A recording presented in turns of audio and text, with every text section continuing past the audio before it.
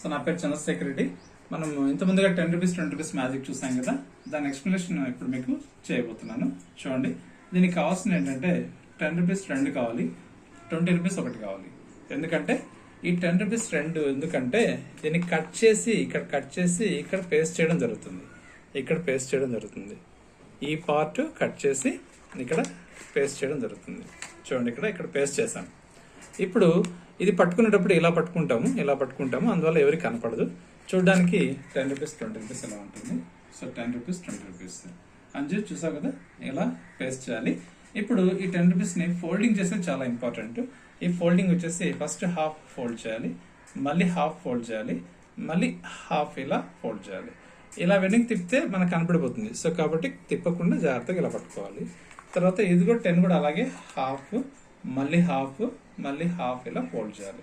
ఇలా 10 20, 10 పైన 20 పెట్టాలి. అప్పుడే మ్యాజిక్ మనకు క్లారిటీ వస్తుంది, లేకపోతే రాదు. సో 10 20 ఇలా పెట్టాలి. అంచు చేయవు.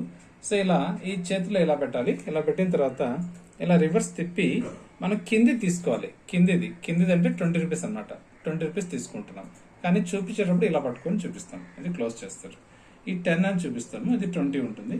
దీన్ని క్లోజ్ చేసి ఇలా లాక్ చేసి ఓపెన్ చేస్తాము. సో ఇప్పుడు ఇది 20 అయిపోతుంది, అది 10 అవుతుంది. ఓకేనా? సో ఇది బాగా నచ్చిందని నేను అనుకుంటున్నాను.